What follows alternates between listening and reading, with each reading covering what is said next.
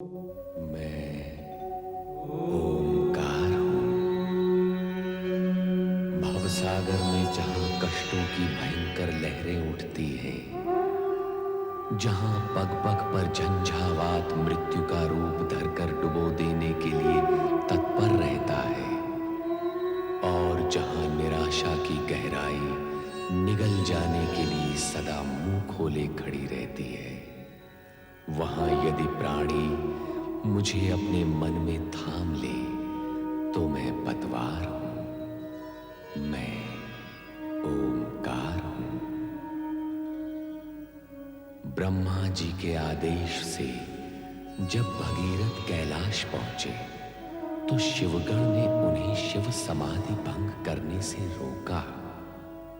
तब नारद के कहने से भगीरथ ने शिव आराधना आरंभ की। शिव प्रकट हुए तो वरदान में भगीरथ ने पूर्वजों के उद्धार और पृथ्वी को शस्य श्यामला बनाने के लिए गंगावतरण की याचना की।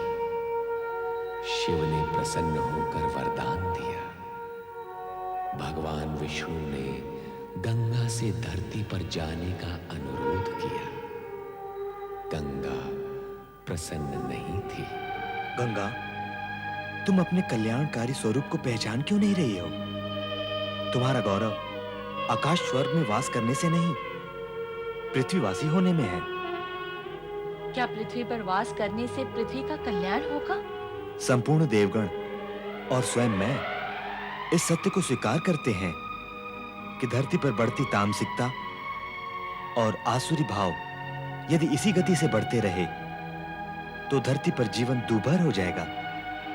वहां सात्विकता और दिव्यता का प्रचार प्रसार करने और पापियों के प्रायश्चित करने की व्यवस्था करना आवश्यक हो गया है। तो इसमें मैं क्या कर सकूंगी? धरती वासियों का तुम्हारे स्पर्श से उद्धार होगा। तुम पापियों को तारोगी, उनको नया जीवन दोगी।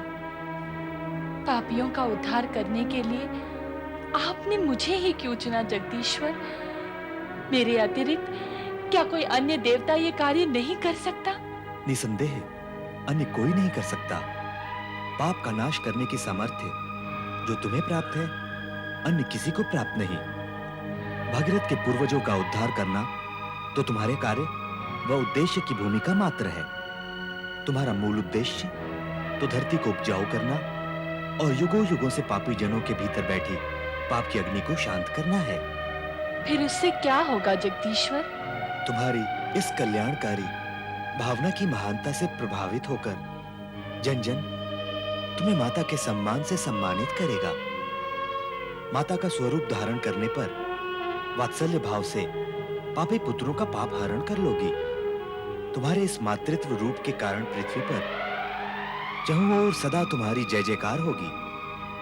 मेरी आज्ञा मानो गंगा, और पृथ्वीवासियों की माता बनकर उनका कल्याण करो। भगीरथ, बुलाओ गंगा को।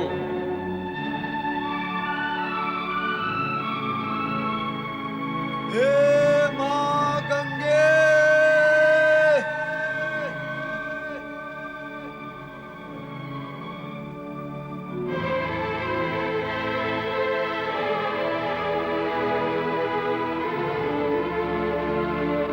हे मां गंगे!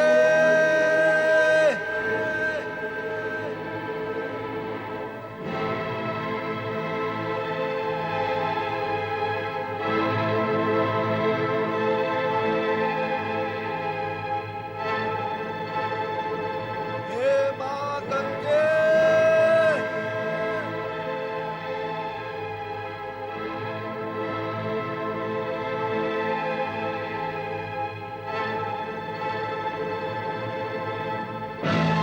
गंगा!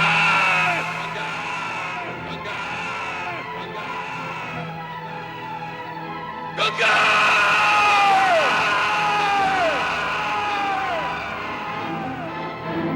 सुना तुमने?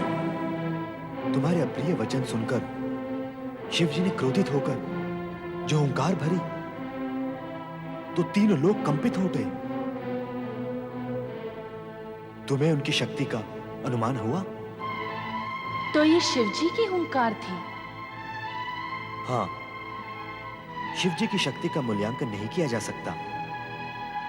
वे साक्षात शक्ति हैं। तो अवश्य ही वे मेरे वेग की तीव्रता को सहन कर सकेंगे। अवश्य। मुझे पृथ्वी पर कब जाना होगा प्रभु? शुभ और कल्याणकारी कार्य में विलंब क्यों? तुम्हें तुरंत पृथ्वी की ओर प्रस्थान करना चाहिए। आज्ञा दे जगदीश्वर।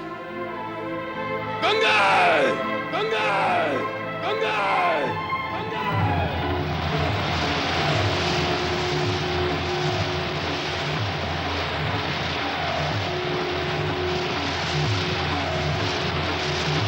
गंगा!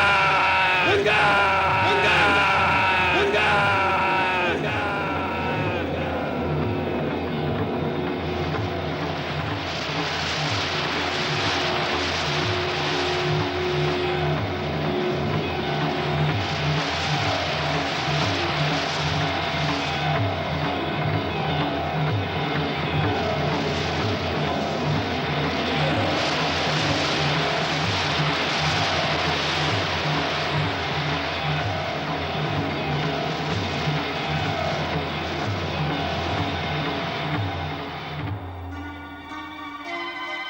तुम्हारा ये तीव्र वेग तुम्हारे अहंकार का परिचय दे रहा है गंगा। इसे नष्ट करना ही उचित होगा। अपनी शक्ति और वेग के अभिमान में अपना उद्देश्य भी भूल गई, तो अब पड़ी रहो सदा सदा के लिए मेरी जटाओं में। अभिमान टूटे तब तक वहीं विश्राम करो। वो कैसे होगा देवेश्वर?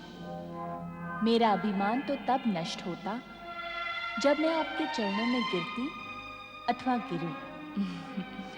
देवेश्वर, मैं तो आपके मस्तक पर विराजमान हूं। मेरे तो गर्व में वृद्धि हुई है। ये क्या अनर्थ हो गया भोलेनाथ? ये क्या अनर्थ हो गया? आपने तो मां गंगा को अपनी जटाओं में बांध लिया। उन्हें धरती पर प्रवाहित करे प्रभु, उन्हें धरती पर प्रवाहित करे। नहीं भगीरथ, नहीं। जब तक गंगा का अभिमान नहीं टूटता ये संभव नहीं। कैसा अभिमान भगवान, कैसा अभिमान? देखा नहीं तुमने? गंगा अपने प्रबल वेग और प्रवाह में हमें भी प्रवाहित करना चाहती थी। उसे अभिमान है कि जगत में कोई भी उसके प्रबल वेग के सामने टिक नहीं सकता। अभिमानी का अभिमान जगत के लिए विनाशकारी सिद्ध होता है। अतः गंगा का अभिमान टूटना अत्यंत आवश्यक है। किंतु देवादिदेव, मां गंगा जिस कार्य व उद्देश्य से पृथ्वी पर आई है उसका क्या होगा प्रभु? वे जगत का कल्याण और उद्धार कैसे करेंगी भगवान, कैसे करेंगी? भगीरथ, तुमने कभी सुना, देखा अथवा जाना कि किसी अहंकारी और अभिमानी ने किसी का उद्धार अथवा कल्याण किया है? निरंकारी और निराभिमानी ही हित और कल्याण करने की सामर्थ्य रखते हैं। ये कार्य गंगा के वश में नहीं, वो तो अभिमानी है। पर देवाधिदेव, जब तक मां गंगा आपकी जटाओं से बाहर नहीं आ जाएंगी तब तक ये कैसे ज्ञात होगा प्रभु कि उनका अभिमान भंग हो चुका है? अधिक तर्क करने की आवश्यकता नहीं भगीरथ। शिव भगीरथ के साथ अधिक तर्क वितर्क में नहीं पड़ना चाहते थे, क्योंकि उन्हें ज्ञात था कि गंगा अभिमानी है। उसके इसी अभिमान को खंडित करने हेतु भगवान शिव ने उसे अपनी जटाओं में बांध लिया। जन कल्याण के लिए यह आवश्यक भी था, किंतु मां गंगा के पृथ्वी पर अवतरित न होने से भगीरथ के साथ साथ परमपिता ब्रह्मा भी दुविधा में घिर गए।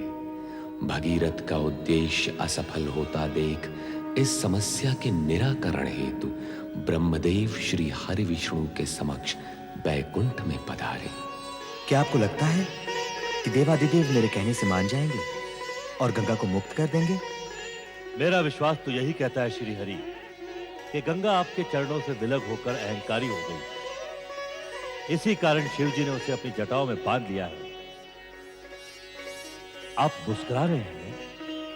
आप तो जग के सृष्टा हैं और ये सत्य भी जानते हैं कि अहंकारी न तो किसी का उद्धार कर सकते हैं और न ही किसी का कल्याण। फिर भी गंगा को उद्धार कार्य के लिए पृथ्वी पर भेजा। पृथ्वी के लिए प्रस्थान तक गंगा में किंचित मात्र भी अहंकार नहीं था, किंतु शिवजी की जटाओं में पहुंचते पहुंचते उसका अहंकार जाग उठा। मेरे चरणों में वास करने वाली गंगा क्या अभिमानी हो सकती है?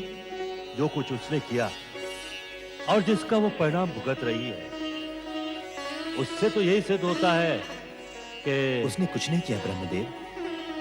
मेरे चरणों से विलग होने के पश्चात और धरती के तल पर अवतरित होने से पूर्व शिव जी के मस्तक पर विराम करने का सौभाग्य और पूर्ण लाभ उठाने के लिए ललायित थी, ताकि पृथ्वीवासियों को पवित्र कर सके। गंगाधर और गंगेश्वर से गौरवान्वित होने वाले शिव जी के नाम में अपना योगदान करने के लिए उसने अहंकारी होने की लीला रचाई है। निरंकारी होकर ही तो कल्याणकारी हो सकती है। जिस सत्य का उद्घाटन आपने किया है, उससे शिवजी तो परिचित नहीं है। चलें उनके पास।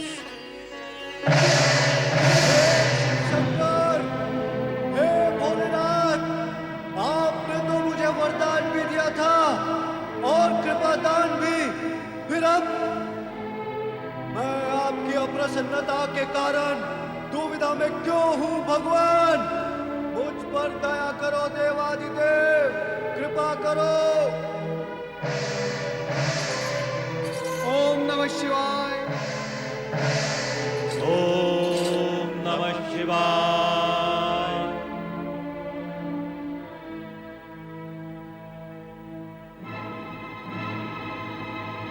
आश्चर्य है, घोर आश्चर्य।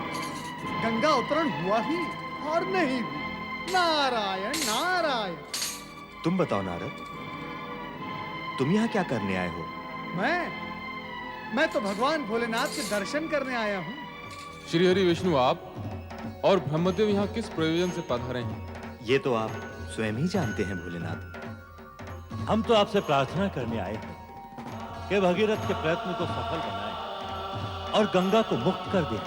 वो स्वयं मुक्त होना नहीं चाहती, अपनी लीलाओं में मुझे सम्मिलित कर मेरी जटाओं में आ बैठी है।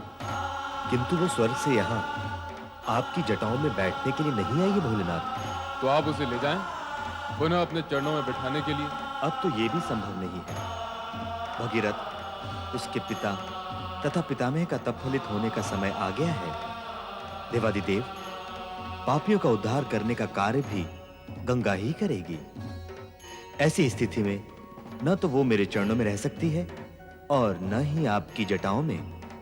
अब तो उसे पृथ्वी पर जाना ही होगा भोलेनाथ।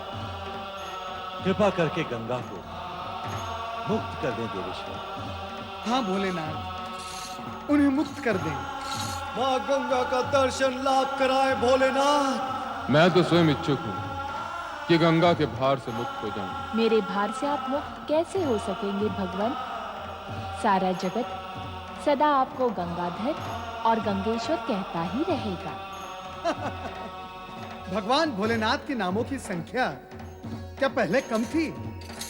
अब तो राजा भगीरथ ने उसमें वृद्धि कर दी है।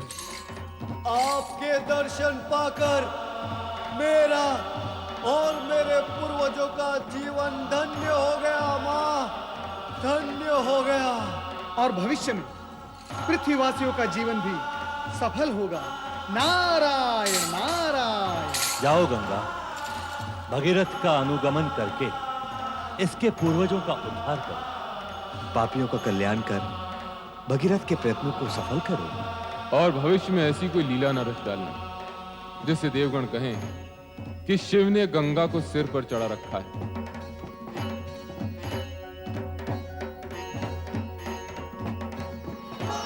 मैं तुम्हें मुक्त करता हूं।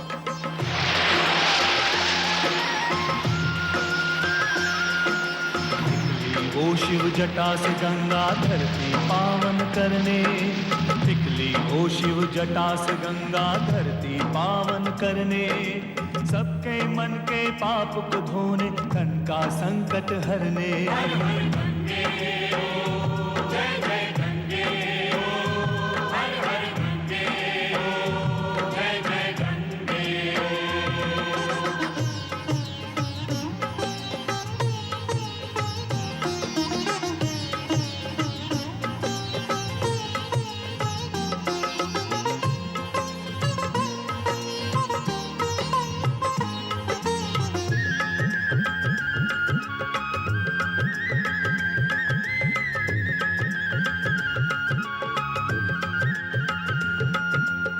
भगीरथ पूर्वज की मुक्ति तो माध्यम थी बस केवल, मूल कार्य था युगों युगों तक जग को करना निर्मल। आसुरी शक्ति बढ़ ना पाए छल को करने निश्चल, छल को करने निश्चल। हर हर गंगे ओ, जय जय गंगे ओ, हर हर गंगे ओ, जय जय गंगे।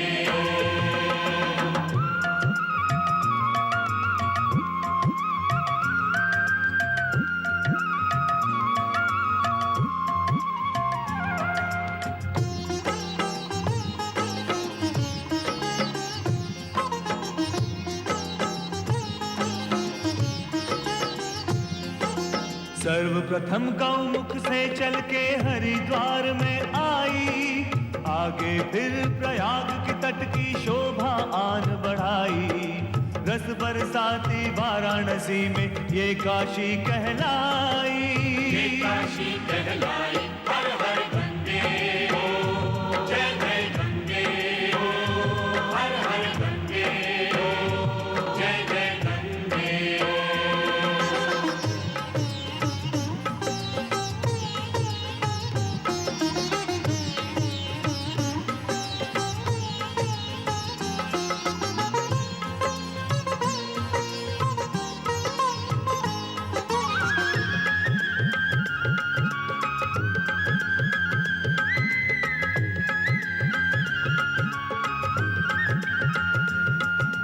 श्रद्धा भाव से जो भी प्राणी गंगा स्नान करे, गंगा माँ की महिमा गाए इसका ध्यान करे। भगीरथ जैसा फिर तो गंगा उसका भी कल्याण करे, कल्याण उसका करे। हर हर गंगे ओ, जय जय गंगे ओ, हर हर गंगे ओ, जय जय गंगे। निकली ओ शिव जटा से गंगा धरती पावन करने, निकली ओ शिव जटा से गंगा धरती पावन करने। सबके मन के पाप को धोने तन का संकट हरने। हर हर गंगे ओ,